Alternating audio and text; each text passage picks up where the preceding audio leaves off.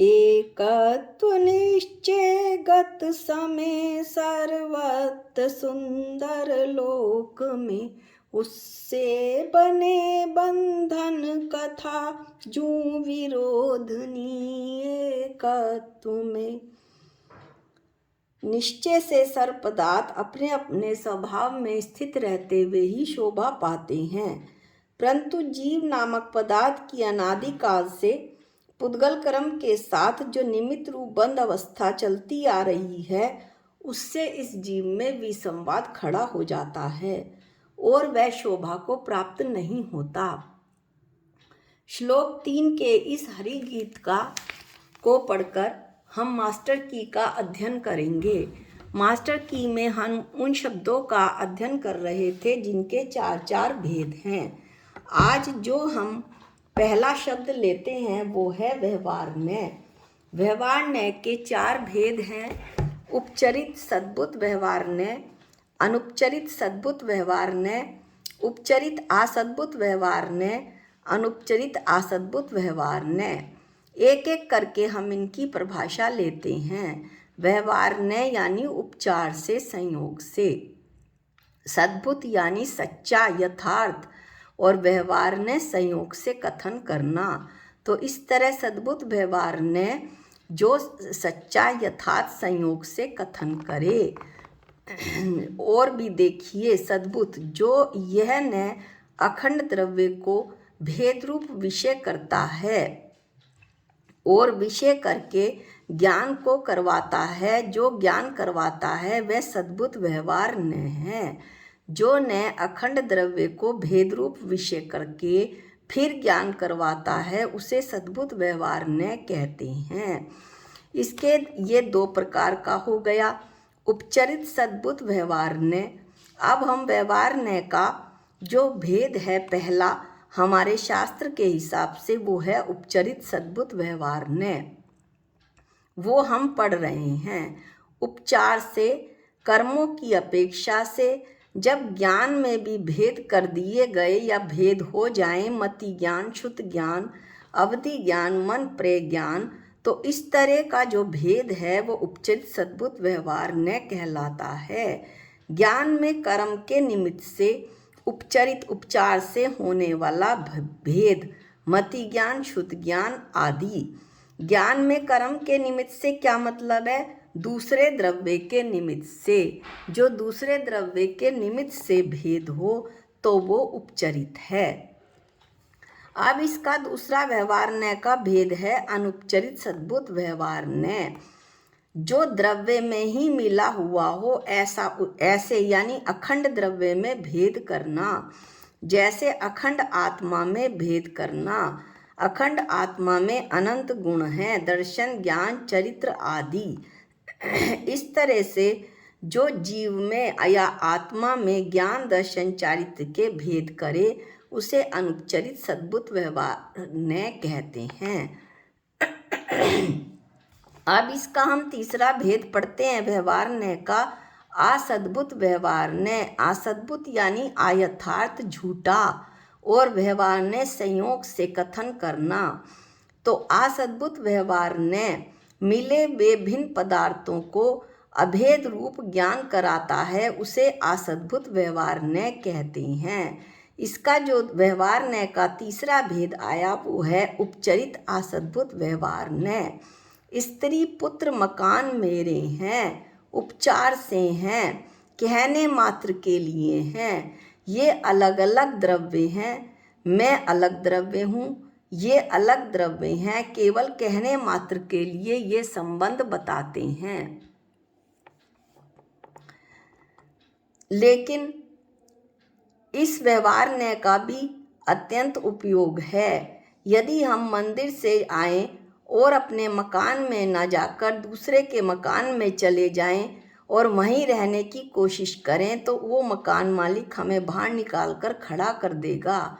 इसलिए कहा जाता है कि स्त्री पुत्र मकान उपचार से मेरे हैं, कहने के लिए मेरे हैं, अन्यथा उनके प्रदेश अलग, मेरे प्रदेश अलग, उनकी आत्मा अलग, मेरी आत्मा अलग।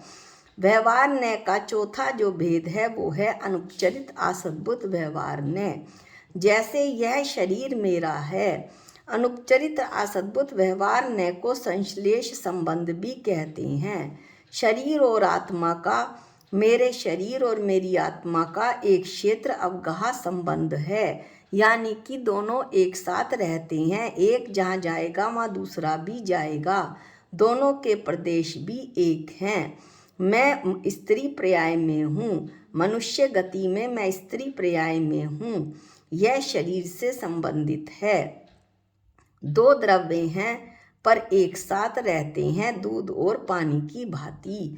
इसे अनुपचरित असद्भुत व्यवहार न कहते हैं। इस तरह से हमने व्यवहार न के 4 भेद पढ़ लिए। उपचरित सद्भुत व्यवहार न, अनुपचरित सद्भुत व्यवहार न, उपचरित असद्भुत व्यवहार न, अनुपचरित असद्भुत व्यवहार न।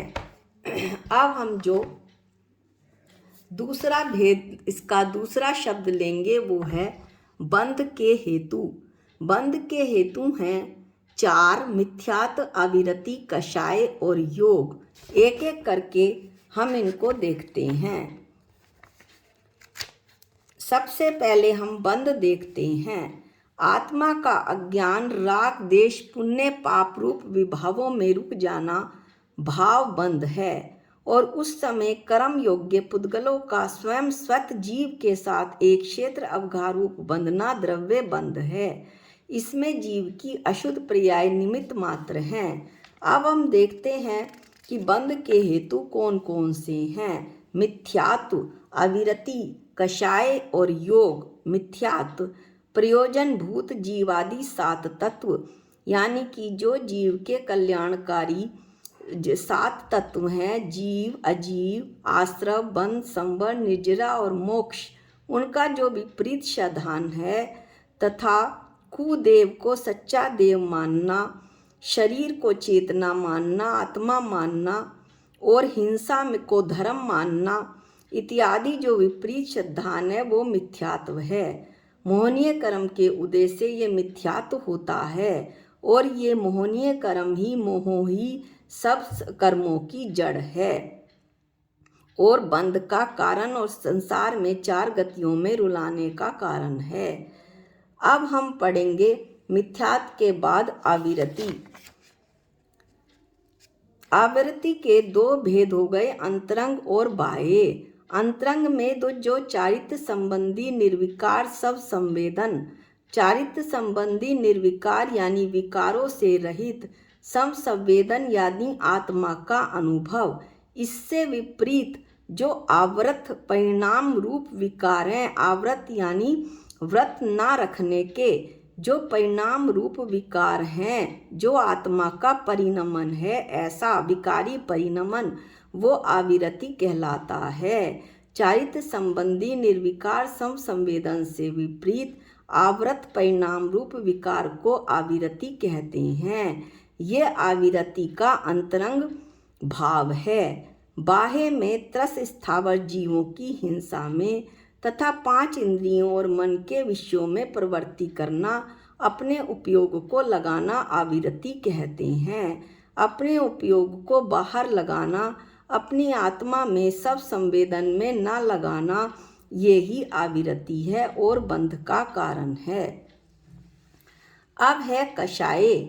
मिथ्यात्व तथा क्रोध, मान, माया, लोभ रूप आत्मा की अशुद्ध परिणति को कषाय कहते हैं। कषाय जो आत्मा को कसे और दुख देकर जाए उसे कषाय कहते हैं। कषाय का एक बड़ा अच्छा दृष्टांत रूप में बताया गया है कि कषाय चिकनाई है और कर्म बरगना धूल के समान है।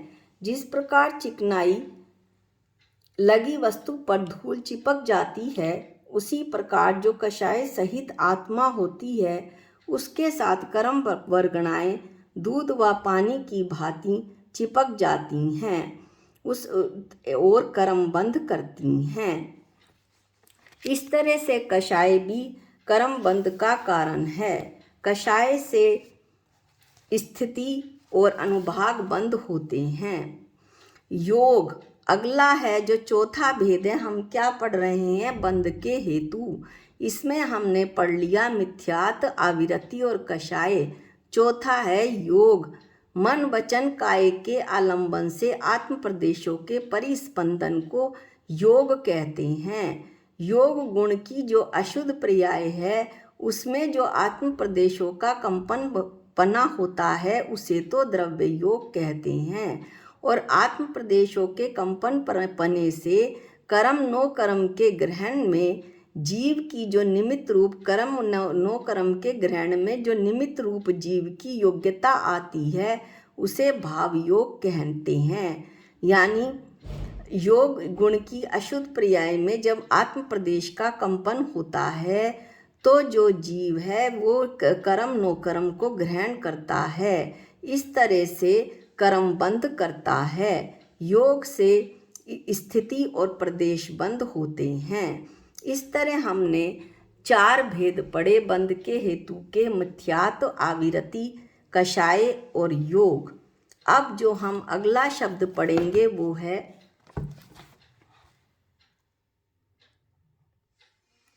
मनुष्य।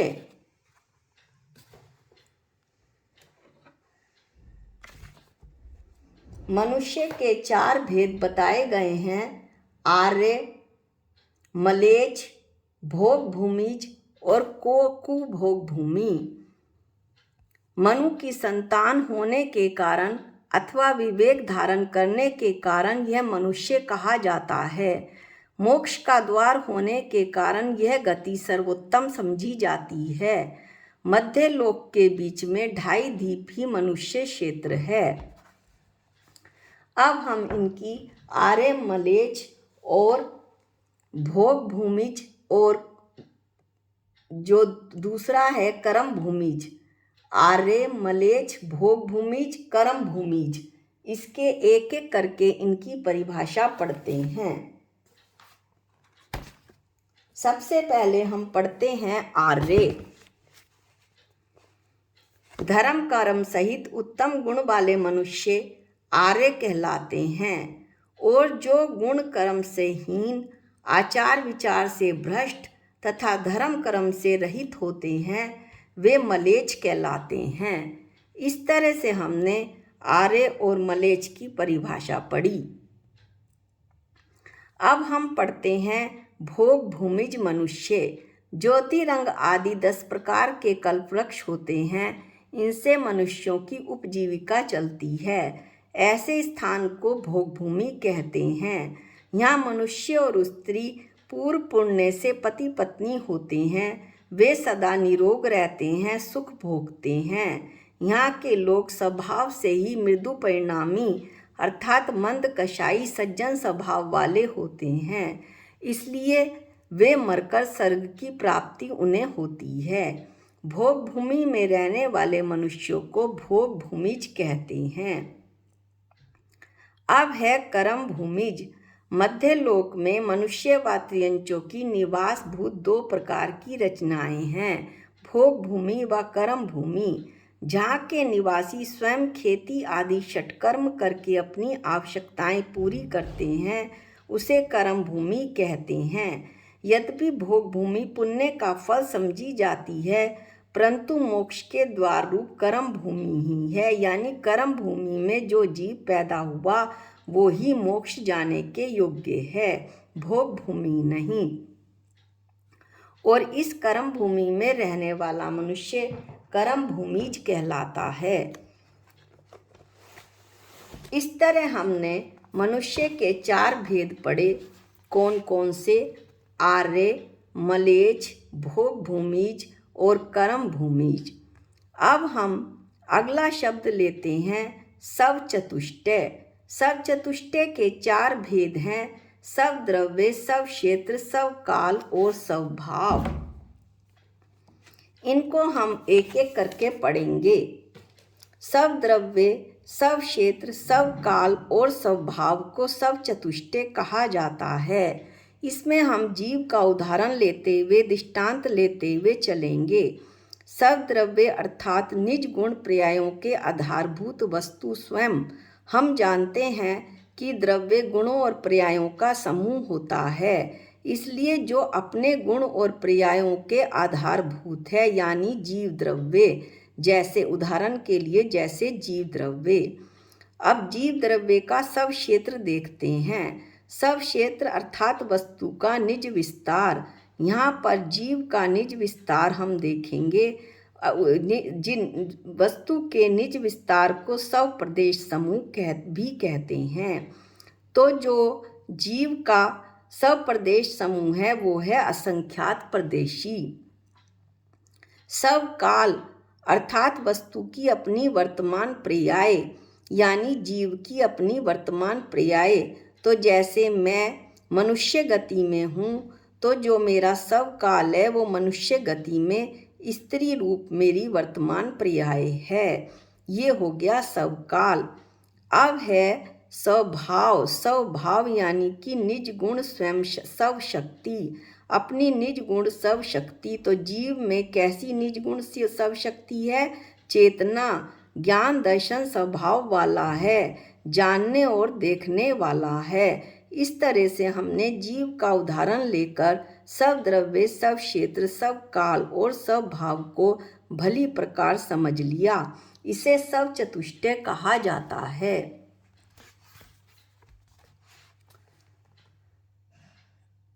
इसके बाद है सम्यक दृष्टि के 4 अंग। सम्यक दृष्टि के 4 अंग होते हैं प्रशम, संवेग, अनुकंपा और आस्तिक्य। इनको भी हम एक एक करके पढ़ते हैं। प्रशम शांतिपना, राग आदि कषायों का उपशम, मंद कषाय होना प्रशम कहलाता है।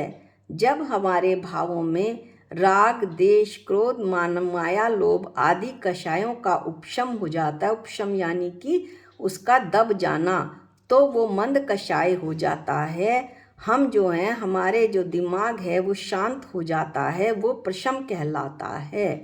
अगला इसका जो है भेद है सम्यक दृष्टि के अंग का संवेग। संसार, शरीर के भोगों से भय होना, धर्म में रुचि संवेग है। ये एक दूसरे के अविनाभावी भी आप कह सकते हैं कि जब संसार पंच इंद्रिय के भोगों से भय होगा, शरीर के भोगों से भय उत्पन्न होगा, तो स्वतः ही उस जीव के धर्म में रुचि उत्पन्न होगी। ये संवेग है। अब तीसरा जो भेद है वो है अनुकंपा। प्राणी मात्र पर दया अनुकंपा है। कभी किसी का जो बुरा नहीं सोचता, उसे अनुकंपा नाम का सम्यक दृष्टि अंग होता है। आस्तिक्य जीवादि पदार्थ यानी कि जीव, अजीव, आश्रव, बंध, संवर, निर्जरा और मोक्ष। ये जीवादि पदार्थ 7 तत्व और 6 द्रव्य, जीव, पुद्गल, धर्म, अधर्म, आकाश काल का स्वरूप सर्वज्ञ के आगम में जैसा भगवान ने अपनी वाणी में बताया है, तो उस सर्वज्ञ के आगम से जानकर उनमें ऐसी बुद्धि हो कि जैसे कि सर्वज्ञ ने कहा है वैसे ही ये हैं, अन्यथा नहीं। वह आस्तिक्य भाव है। यानी कि पहले तो 7 तत्व 6 द्रव्य को जाना और फिर उसमें से छांटा कि मैं क्या हूँ, अरे मैं ऐसा ही तो हूँ, मैं तो चेतन भगवान आत्मा हूँ, मैं तो जानने और देखने वाला हूँ, इसके सिवा मैं कुछ और कर भी नहीं कर सकता और कुछ कर भी नहीं सकता। आत्मा ज्ञानम स्वयं ज्ञानम ज्ञानादन्यत करोति किम, पर भावस्य कर्ता आत्मा मोह अयम व्यवहारिणाम। आत्मा तो केवल ज्ञान ज्ञान ज्ञान ही कर सकता है। इस प्रकार ये सम्यक्त्व के बाह्य चिन्ह हैं। इस तरह हमने सम्यक्त्व के 4 जो हैं चिन्ह देखे, सम्यक दृष्टि के पहचान के 4 गुण देखे या चिन्ह देखे, प्रशम, संवेग, अनुकंपा और आस्तिक्य। आज के वीडियो में इन्हीं शब्दों का अध्ययन हो पाएगा। अगले वीडियो में हम कुछ अगले शब्दों का अध्ययन करेंगे। निज निधि निज में बताई, ये अनंत उपकार है, इसके लिए जिन वाणी माँ को वंदनानंत बार है, वंदनानंत बार है। सबको जय जिनेंद्र।